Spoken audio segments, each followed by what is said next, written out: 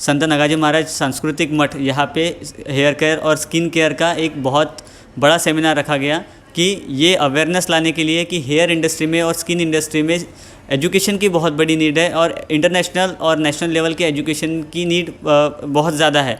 तो इसी को ध्यान में रखते हुए international hair designer mister Uday Takke sir, जो internationally jury as a jury भी है और काफ़ी हज़ारों विद्यार्थियों को इस फील्ड में जिन्होंने लाया है और जिनके माध्यम से हज़ारों विद्यार्थी आज पैन वर्ल्ड में ब्यूटी इंडस्ट्रीज़ में सर्विस देते हैं। तो मैं वेलकम करता हूँ मिस्टर उदय टक्के सर का। And mister Uday Takke sir, मैं आपसे कुछ प्रश्न करना चाहता हूँ कि सबसे पहला प्रश्न है यानी ये कि आपकी जर्नी कैसे स्टार्ट हुई, यानी हेयर इंडस्ट्री में, स्किन इंडस्ट्री में। आज आप एक डायमंड है, तो डायमंड ऐसा कहते हैं कि कोयले की खदान से हीरे निकलते हैं, तो ये जो नाम है बहुत उदय टक्के जी, ये हीरे की जर्नी कैसे शुरू हुई, मैं आपसे ये पूछना चाहता हूँ।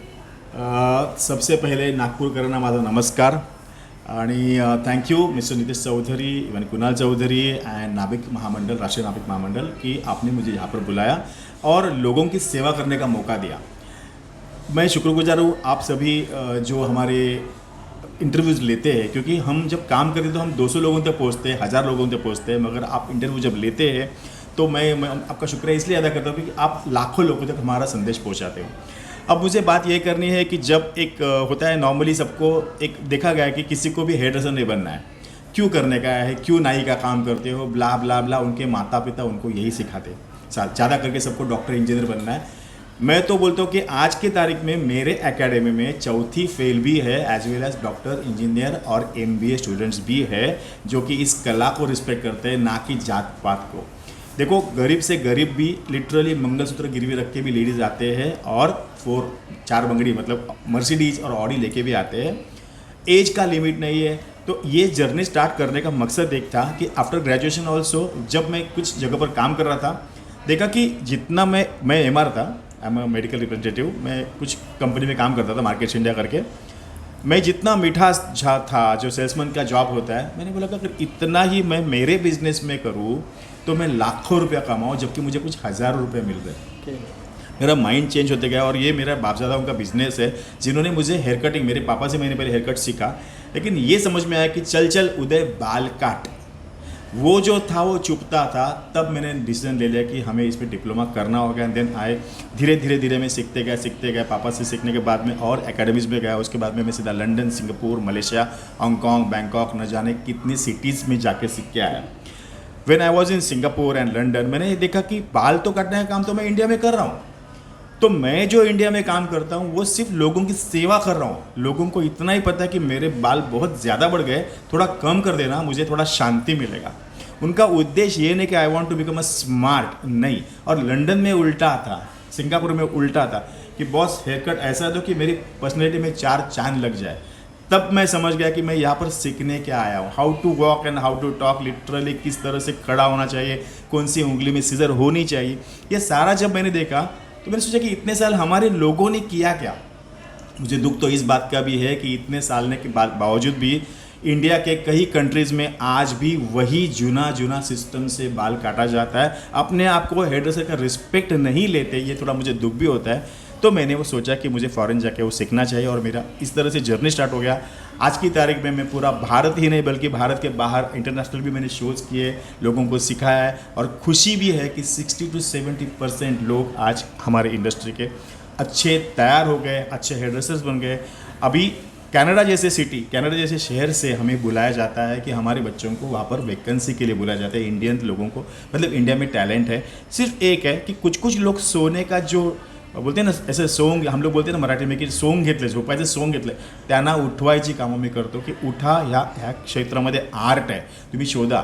मला डॉक्टरेट दिलं आहे, मातोश्री अवॉर्ड मिळाला आहे, मातृभूमी अवॉर्ड, गुरुवर्य अवॉर्ड, बेस्ट टीचर, हे उदय टक्केला नाही मिळाले। इवन सिक्को से तोला गया हे उदय टक्केला नाही, तर त्यांच्या आर्टला। माझी रिक्वेस्ट अशी आहे की या आर्टला जवळ करा, खूप अच्छे से सीखो, बहुत मज़ा आएगा। बस thank you so much sir. And इसके बाद मैं कुछ आपसे ऐसे प्रश्न करना चाहता हूँ कि आप यंगस्टर्स को क्या मैसेज देना चाहते हैं ब्यूटी इंडस्ट्रीज़ को लेके, बिकॉज अगर हम देखा जाए तो ब्यूटी इंडस्ट्री बहुत वास्ट है। एज आई टोल्ड कि ब्यूटी इंडस्ट्री सिर्फ स्किन केयर और हेयर केयर तक नहीं है, शैम्पू को अगर सिर्फ हम बनाना चाहे तो शैम्पू को भी बनाने के लिए 6 महीने लगते हैं स्टेबिलिटी के लिए उसके Absolutely लिए। correct. और प्रोडक्ट आप जिस प्रकार से आपने बताया कि प्रोडक्ट भी अगर हमें बनाना है तो प्रोडक्ट बनाते बनाते सालों निकल जाता है, तब जाके एक बेस्ट प्रोडक्ट आता है। Yes. तो ब्यूटी इंडस्ट्री एक साइंटिफिक इंडस्ट्री हो गई है। तो आप साइंस को और हेयर को आप कैसे उसे मैनेज करोगे और कैसे एक युवाओं को आप मैसेज देना चाहते हो कि वो क्यों इस इंडस्ट्री में आए, क्यों अपना करियर इस इंडस्ट्री में बनाए? Good question Kunal, good question. एक तो मैं बात ये बोलूँगा, बच्चों को और उनके पापा मम्मी को कुछ भी नहीं आता है तो इस फील्ड में आने का रॉन्ग डिसीजन। आपको कुछ भी नहीं आता तो इस फील्ड में भी नहीं आने का, मैं तो सीधा बोलता हूँ, क्योंकि इस फील्ड में भी आर्टिस्ट होना ज़रूरी है। एक होता है ना जैसे कि नहीं मेरे बेटे को आपके पास भेज रहा हूँ, उसको कुछ भी नहीं आता है, बस मैं बोलता हूँ भेजो ही मत उसको, छोटा मोटा काम सिखाओ। आई एम सेइंग उसको छोटा मोटा काम सिखाओ, इस फील्ड में आने का नहीं। आपके बच्चों को पढ़ाओ लिखाओ, ग्रेजुएट बनाओ, उसके बाद में उनको अगर जॉब करना जॉब करने दो। अगर उसको इस फील्ड में इंटरेस्ट है तो इस फील्ड को ये समझो कि मुझे सिर्फ देखो, आप किसी और के लिए काम करने वाले हो, आपके पास दिमाग है, अगर खुद के लिए वो दिमाग इस्तेमाल करोगे तो you are become a good entrepreneur. आप अच्छा एक एक मालिक बन सकते हो, एक अच्छा निर्माता बन सकते हो। एक तो बात ये हो गई। दूसरी बात प्रोडक्ट, जब भी मैं समझ में आया, जैसे सबको लोगों को समझा कि मैं डिप्लोमा करके आया हूँ फॉरेन से, तो लोग मुझे एक पूछते थे कि मेरे बाल गिरते हैं। कोई भी मेरे पास पेट दुखने के लिए नहीं आता था, मेरे बाल का प्रॉब्लम है, मेरा स्किन का प्रॉब्लम है। तो मुझे समझ में आने लगा कि कुछ ना कुछ चेंज करना पड़ेगा। तो फिर हम लोगों ने, मेरी मिसेस कॉस्मोलॉजिस्ट है, उन्होंने आहिस्ता आहिस्ता प्रोडक्शन में चालू किया। ओके। तो फिर मेरे फीडबैक देते गया। इस तरह से क्या हो गया कि हम लोगों ने स्किन अमोर के ब्रांड से कुछ प्रोडक्ट बनाए, जो कि मुझे पता है कि मैं अगर ये प्रोडक्ट मेरे क्लाइंट को दूँ तो उनके बाल गिरना बंद होना चाहिए, डैंड्रफ निकलना चाहिए, स्किन के प्रॉब्लम्स क्लियर होने चाहिए। अगर मैं गलत चीज़ देता तो आज 30 साल से मैं इंडस्ट्री, 30 क्या ज़्यादा, 1987 से मैं आज काम कर रहा हूँ, इतने साल मैं इंडस्ट्री में टिक नहीं पाता था। तो बच्चों को यही बोलूँगा कि जिसी में भी कदम डालो, कोई भी चाहे फील्ड हो, चाहे हमारा हो चाहे एकदम सर्टन लेवल पे, बड़े क्षेत्र में जाके छोटी कामगिरी करने से अच्छा है हमारे फील्ड में बड़ी कामगिरी करो। Definitely sir, right. एंड बहुत अच्छा लगा आपसे इस मुलाकात में बात करते हुए। तीसरा मेरा प्रश्न ऐसा रहेगा कि हमारी इंडस्ट्री ग्रोइंग इंडस्ट्री है, ये इंडिया को दिख रहा है, बट बजट जब मैंने पढ़ा, यूनियन बजट में हर साल पढ़ता हूँ और हर साल वो पेश करने का अपने एंड से मैं वो देखता हूँ कि हर साल अपने एंड से मैं वो बजट पेश करूँ, बट कॉस्मेटिक इंडस्ट्री का उसमें कहीं समावेश नहीं है। जबकि cosmetic industry, beauty industry 15,000 crore का टर्नओवर पूरी इंडिया को जीडीपी में देता है। यानी इतना जो है, यानी टर्नओवर है। अगर हम एक नॉमिनल सिर्फ नागपुर की बात करें, सलोन इंडस्ट्री की बात करें, तो एक बेसिक से बेसिक सलोन, अगर एक बी क्लास, सी क्लास, ए क्लास, बी क्लास सलोन है तो 10 लाख रुपए पर महीने का जनरेशन देता है। 10 लाख रुपए पर महीने का ये जनरेशन है। एंड आहिस्ता आहिस्ता इस इंडस्ट्री में ये देखा जा रहा है कि जितना लोगों का इंटरेस्ट बढ़ रहा है, उसी के साथ साथ कहीं ना कहीं पायरेसी, जिसे हम चोरी कहते हैं, ये भी इंडस्ट्री में बढ़ रही है। Yes. तो इसको हमें स्टॉप करना है। प्लस एजुकेशन के नाम पे जो 2-2, 3-3, 4-4 लाख रुपए एकेडमीज लेके जो एजुकेशन उस लेवल का प्रोवाइड नहीं करते जिस लेवल का एजुकेशन माननीय उदय टक्के जी प्रोवाइड करते हैं। तो आप ऐसी जो एकेडमीज है, ऐसे जो संस्थाएं हैं कि जो पायरेसी कर रही है हमारी इंडस्ट्री में, तो उन्हें आप क्या मैसेज देना चाहते हैं? एक तो पायरेसी को हम रोक नहीं सकते, क्योंकि आज वो लोगों का धंधा बन चुका है।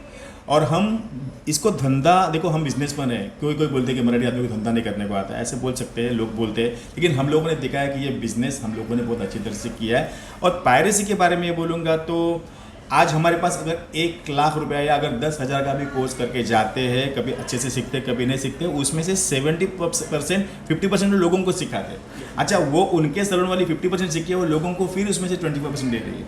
तो उनको स्किन का पता नहीं है, उनको एक्चुअली हेयर किससे बनता है पता नहीं है, स्किन का कुछ नॉलेज नहीं है, और सब सीधा बोलते हैं अमका ब्यूटी पार्लर, तमका salon. This is very wrong. Whatever जो आज चल रहा है, उसका कारण तो मैं गवर्नमेंट को भी बोलता हूँ, क्योंकि हमारे जो जैसे मुंबई में BAMC है, लाइसेंस वाले सैलून्स कम है, लेकिन वो फिर भी चल रहे हैं। तो अगर BAMC या गवर्नमेंट ने स्ट्रिक्ट एक्शन लिया, जिनके लाइसेंस नहीं है उनको सर्टिफिकेट मत दो, मतलब तुम्हारा लाइसेंस मत दो, सैलून मत चलाओ, ऐसे करेंगे तो अच्छा रहेगा। और उसको और एक बेस देना चाहिए, ये जो पढ़ाई है वो पूरे इंडिया में यूनिवर्सल होनी चाहिए। हेयर कट्स या बेसिक ब्यूटी हो, पूरा यूनिवर्सल अगर हो गया, उनके अगर क्लासेस का सर्टिफिकेट अगर है तो उसी सैलून्स को वो लाइसेंस देना चाहिए। अगर ये हो गया तो everything is possible. But problem is what कि you also know what is government role and I also know. So इसलिए जिसका चल रहा है उसका चल रहा है। पंतप्रधान जो योजना होती है या सारी योजना का लाभ कौन ले रहा है?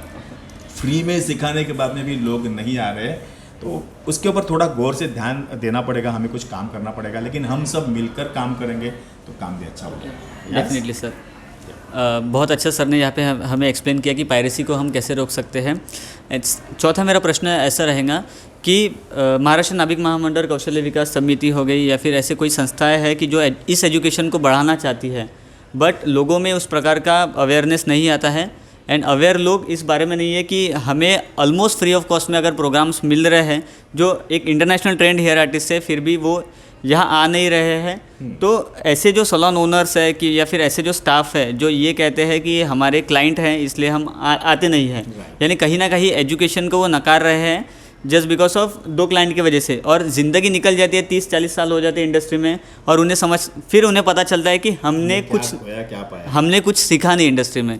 तो यानी सीख कैसे बाकी सैलून्स ने, ब्यूटिशियंस ने किस तरीके से अपनी महत्वाकांक्षाएं सीखने के लिए बढ़ानी चाहिए, मैं आपसे ये क्वेश्चन करता हूँ। मैं जैसे मैंने बताया कि I am artist, hair artist as well as I am a juror. तो मैंने जो ज्यूरर की बात करूँ तो आइबा एक हमारा एसोसिएशन है जिसका मैं वाइस प्रेसिडेंट इंडिया का हूँ। मैं सैलून ब्यूटी पार्लर एसोसिएशन जो महाराष्ट्र का है जिसका मैं महाराष्ट्र प्रभारी हूँ। ऐसे बहुत सारे संस्था पे मैं काम करता हूँ। मैंने क्या देखा कि कौशल्य विकास योजना जैसे महाराष्ट्र गवर्नमेंट की है, वैसे हमारा BWCC है, ब्यूटी एंड वेलनेस सेक्टर्स के लिए इंडिया। हम लोग क्या करते हैं, हंटिंग करते हैं। What is hunting? शिकारी। म्हणजे अभी नागपुर में अगर मैं हूँ, अगर यहाँ पर 200 लोग हैं तो 200 लोग में हम लोग उनके कॉम्पिटिशन्स करवाते हैं।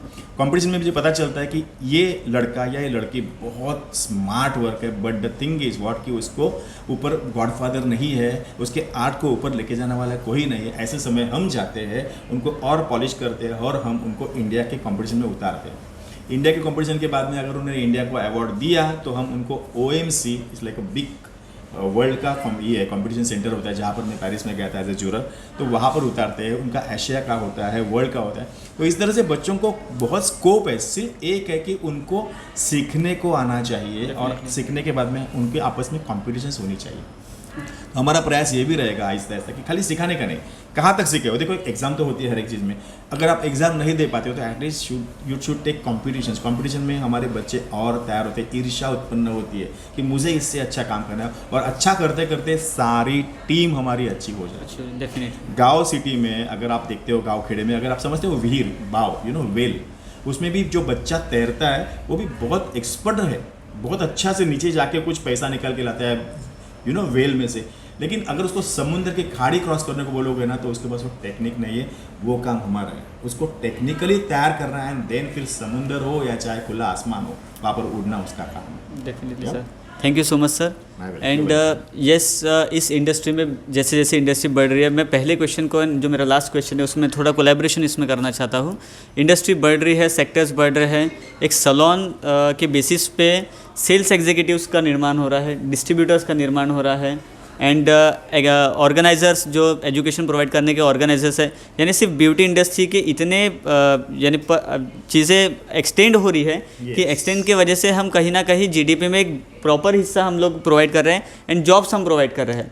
But now the thing is that कि हमारी ब्यूटी इंडस्ट्री में ऐसे भी लोग आ रहे हैं कि they are not an artist but they are investor, and वो कहीं ना कहीं इंडस्ट्री को, ब्यूटी इंडस्ट्रीज़ को ख़राब करने का काम कर रहे हैं।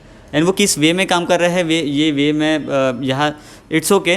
बट दूसरी चीज़ें ऐसी हो रही है, जो पायरेसी की बात मैंने की थी कि पायरेसी का इशू ऐसा है कि प्रोडक्ट ले लेना, जो बड़े सैलून्स होते हैं जो दे आर इन्वेस्टर्स एंड उन्हें सिर्फ अपना 2 नंबर का पैसा 1 नंबर में कन्वर्ट करने के लिए सिर्फ सैलून्स में आए हैं। बरोबर। एंड वहाँ पे भी वो पायरेसीज जो एग्जीक्यूटिव्स होते हैं, डिस्ट्रीब्यूटर्स होते हैं, उनके प्रोडक्ट्स लेके उन्हें धमकाना, उन्हें पैसे ना प्रोवाइड करना, ये जो माफिया हमारी इंडस्ट्री में आया है, इससे कहीं ना कहीं हमें ख़त्म करना है। तो इसके लिए ऑर्गेनाइजेशन बनाना बहुत ज़रूरी है। तो आप नागपुर में, विदर्भ में या महाराष्ट्र में ऐसे कौन से ऑर्गेनाइजेशंस के बारे में आप बताना चाहते हैं या फिर आप उनका निर्माण करना चाहते हैं कि जो इन सारी चीज़ों को रोके, कि जिससे किसी के फाइनेंशियल इश्यूज़ पे प्रॉब्लम ना आए? देखो, मैं अगर यहाँ पर आके कुछ एसोसिएशन बांधता हूँ या निर्माण करता हूँ तो उसे मुझे इतना उसमें नहीं अच्छा लगता है, क्योंकि यहाँ पर जितने एसोसिएशन से उनके कार्यकर्ताओं की अगर आप मीटिंग लेते हो तो कार्यकर्ताओं को ट्रेन करना is my duty, train to the trainers is my duty, और फिर आपके ट्रेनर से आपके कार्यकर्ता वो गली गली को इसमें जाके सबको ट्रेन कर सकते हैं। और रही, मैंने फिर से बताया कि वो पायरेसी है वो सब, ये बहुत बड़ा सब्जेक्ट है। हमें सिर्फ एजुकेशन पे अगर हम जोर देंगे, हमको लोगों को इतना भी बताएंगे कि बॉस तूच आहेस तुझ्या जीवनाचा शिल्पकार, मतलब तुझे ही बड़ा बनना है, तुझे ही औरों को लेके जाना है, तो ना किसी का सुनेगा नहीं। कितने भी रत्ती महारथी भी आ गए ना तो कोई सुनेगा नहीं, अगर वो अच्छा सीखा पढ़ा लिखा होगा तो। अगर उसके पास एजुकेशन की वाणवा है, एजुकेशन नहीं है, तो 100% लोग घुमाएंगे और लोग उसका इस्तेमाल करेंगे, और ये आज हो रहा है। इसलिए मैं मेरे लोगों को तंदुरुस्त करना चाहता हूँ। You are artist, don't forget that. If you are not in the salon, वो सैलून बंद हो जाएगा। फिर आपको कौन हायर करता है, उसको बोलो मैं नहीं आऊँगा, मैं मेरा सैलून संभालूंगा। अपने आप जो पायरेसी वाले या जो बाकी के सैलून जो डाल रहे, किसके कंधे पर बंदूक रख रहे हो? आज अगर कोई बड़ी कंपनी सैलून डालती तो उसको उठाते, हमारे बच्चों को उठाते। अगर हमारे बच्चों को थोड़ी सी दिमाग कम है, या तो उनको बैकग्राउंड नहीं है, या तो ऐसी संस्थाओं के पीछे नहीं है, इसके लिए उनको इस्तेमाल किया जा रहा है, राइट। तो हम, अगर हमारा नाविक महामंडल है, अगर ढूंढ के बच्चों को अगर तैयार करे तो कोई हमें इस्तेमाल नहीं कर सकता है बॉस, डेफिनेटली सर, राइट। सो बहुत बड़े सब्जेक्ट्स है, हम लोग कभी फिर से बात करेंगे, बट अभी इतना ही बोलूँगा कि पढ़ो लिखो, अच्छा आर्टिस्ट बनो। आर्टिस्ट की कदर इंडिया को है, फॉरेनर्स को भी है। Thank you so much. बहुत अच्छा इंटरव्यू यहाँ पे आज कंडक्ट हुआ इंडिया फैक्ट न्यूज़ के मन से। नवेद आज़मी जो मेरे बहुत अच्छे मित्र हैं, मैं धन्यवाद करना चाहता हूँ फिर से आदरणीय उदय टके जी का और आदरणीय हर्षदा टके मैम का, कि यहाँ नागपुर में अपना कीमती वक्त देके आज हमें एजुकेट कर रहे हैं और एजुकेशन को वो प्रायोरिटी दे रही है। Thank you so much. हमारे चैनल को सब्सक्राइब करें और बेल आइकन दबाना ना भूलें।